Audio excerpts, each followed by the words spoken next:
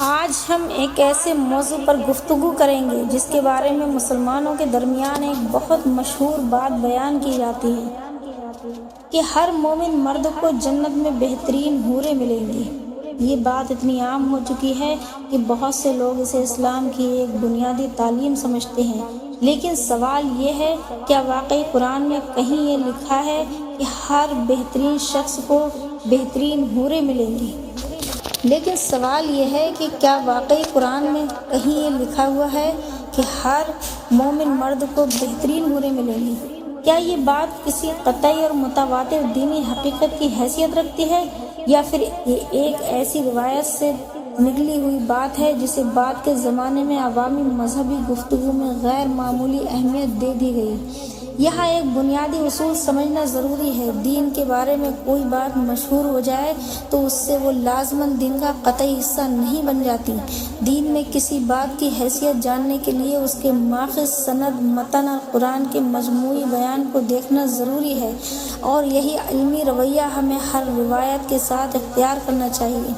سب سے پہلے قرآن کو دیکھیے۔ قرآن مجید جنت کا ذکر کرتے ہوئے مختلف مقامات پر پاکیزہ ازواج، نعمتوں، باغات، امن، خوشی اور اللہ کی رضا کا ذکر کرتا ہے، لیکن قرآن میں یہ بات موجود نہیں کہ ہر مومن مرد کو لازماً بہترین حوریں دی جائیں گی۔ یہ فرق بہت اہم ہے۔ ایک طرف قرآن کا واضح اور قطعی بیان ہے، دوسری طرف بعض روایات ہیں جن کی صحت، سند، الفاظ اور مفہوم کو حدیث کے اصولوں کے مطابق جانچنا پڑتا ہے۔ مسئلہ اس وقت پیدا ہوتا ہے جب روایات کی ایک مشہور بات کو قرآن کی طرح قطعی سمجھ لیا جائے۔ یہ علمی رویہ نہیں۔ اب سوال یہ ہے کہ 72 حوروں والی بات آئی کہاں سے؟ یہاں ہمیں جذبات کے بجائے تحقیق کی ضرورت ہے۔ حدیث کی کتابوں میں مختلف روایات موجود ہیں جن میں شہداء اور جنت کی نعمتوں کا ذکر ملتا ہے۔ بعض روایات میں 72 کا ذکر بھی آتا ہے، لیکن کسی روایت کا کسی کتاب میں موجود ہونا اور بات کا قرآن کے برابر قطعی دینی عقیدہ بن جانا دونوں ایک چیز نہیں ہے۔ حدیث کے علوم میں سند دیکھی جاتی ہے، راویوں کا جائزہ لیا جاتا ہے، روایت کے مختلف طرق دیکھے جاتے ہیں، متن کا موازنہ کیا جاتا ہے، اور یہ بھی دیکھا جاتا ہے کہ روایات کا مفہوم قرآن کے مجموعی بیان کے ساتھ کیسے سمجھا جائے۔ یہی وہ مقام ہے جہاں عام آدمی اور علمی تحقیق کے درمیان فرق سامنے آتا ہے۔ عام آدمی کہتا ہے، میں نے فلاں مولوی صاحب سے سنا ہے، لہٰذا یہ اسلام کی یقینی بات ہے۔ علمی طریقہ کہتا ہے، ذرا دیکھیں اصل ماخذ کیا ہے، روایت کہاں ہے، اس کی سند کیا ہے، اس کے الفاظ کیا ہیں، محدثین نے اس کے بارے میں کیا کہا ہے، اور اس کا دینی درجہ کیا ہے۔ یہاں ایک بات واضح کرنا ضروری ہے، ہر عالم کو جھوٹا کہنا بھی درست نہیں، اور ہر عالم کی ہر بات کو بغیر تحقیق کے مان لینا بھی درست نہیں۔ عالم بھی انسان ہے، وہ تحقیق کر سکتا ہے، درست بات کہہ سکتا ہے، اور کسی مسئلے میں غلطی بھی کر سکتا ہے۔ اسی لیے اسلام میں علم کی اہمیت ہے، اور علم کا مطلب صرف کسی شخصیت پر اعتماد کرنا نہیں، علم کا مطلب دلیل کو سمجھنا بھی ہے۔ آج سوشل میڈیا کے دور میں ایک مسئلہ اور بڑھ گیا ہے۔ ایک مختصر ویڈیو بنتی ہے، اس میں کوئی شخص بڑے یقین سے کہتا ہے، ہر مومن مرد کو 72 حوریں ملیں گی۔ ویڈیو لاکھوں لوگ دیکھتے ہیں، پھر یہی جملہ ہزاروں مرتبہ دہرایا جاتا ہے۔ چند دن بعد لوگوں کو لگتا ہے کہ یہ تو اسلام کی بنیادی تعلیم ہے، لیکن کسی نے اصل روایت نہیں دیکھی، کسی نے سند نہیں دیکھی، کسی نے محدثین کی آراء نہیں پڑھی، کسی نے قرآن سے موازنہ نہیں کیا، صرف تکرار نے ایک دعوے کو یقین میں بدل دیا۔ یہی اندھی تقلید کا ایک خطرناک پہلو ہے۔ لیکن یہاں ایک سوال یہ بھی ہے کہ بعض مرد اس تصور سے اتنی خوشی کیوں محسوس کرتے ہیں؟ کیا جنت کا تصور صرف جنسی نعمتوں تک محدود کر دیا جائے؟ کیا جنت کا مقصد صرف حوریں حاصل کرنا ہے؟ قرآن جنت کو صرف ایک جسمانی عیش گاہ کے طور پر پیش نہیں کرتا، وہ اللہ کی رضا، امن، خوشی، پاکیزگی اور ایسی نعمتوں کا ذکر کرتا ہے جن کا انسانی دنیا سے مکمل موازنہ نہیں کیا جا سکتا۔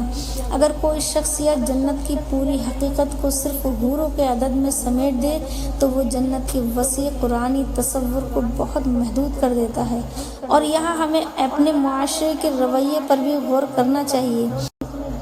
کچھ مرد مذہب کی ایسی تعبیر سن کر خوش ہوتے ہیں جس میں جنت کو بنیادی طور پر مردانہ خواہشات کے مرکز کے طور پر پیش کیا جاتا ہے۔ پھر وہ سمجھتے ہیں کہ بس یہی اسلام کا وعدہ ہے۔ لیکن کیا واقعی قرآن کی جنت کا تصور اتنا محدود ہے؟ قرآن مومن مردوں اور مومن عورتوں دونوں کے لیے اللہ کی رضا، مغفرت اور جنت کی خوشخبری بیان کرتا ہے۔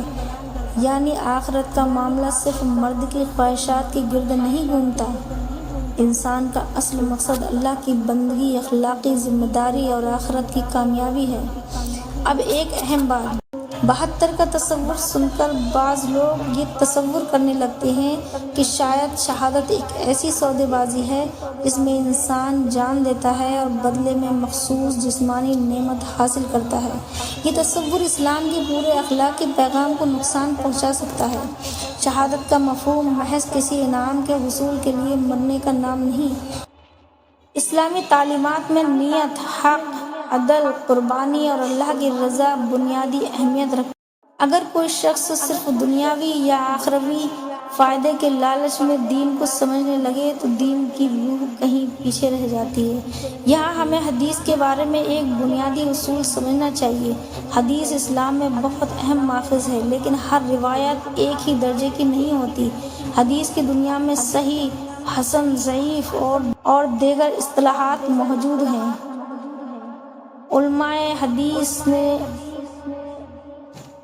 حدیث نے صدیوں تک روایات کی چھان بین کی، راویوں کی زندگیوں کا مطالعہ کیا، ان کی ملاقاتوں کے امکانات دیکھے، روایت کے طرق جمع کیے اور متن پر بھی غور کیا۔ اس لیے جب کوئی شخص کہتا ہے یہ حدیث کی کتاب میں ہے لہٰذا اس پر سوال نہیں ہو سکتا، تو یہ حدیث کے علم طریقہ کار کو بہت سادہ بنا دیتا ہے۔ خود محدثین نے روایات کو پرکھنے کے اصول قائم کیے تھے۔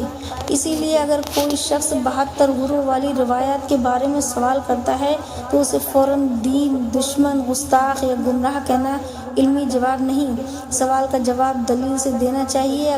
اگر روایات صحیح ہے تو اس کی صحت کی دلیل پیش کیجیے، اگر اس کے مختلف طرق ہیں تو انہیں واضح کیجیے، اگر محدثین کے درمیان اختلاف ہے تو اختلاف بھی بیان کیجیے، اور اگر کسی روایت کو بعض علماء نے قبول کیا اور بعض نے مختلف زاویے سے دیکھا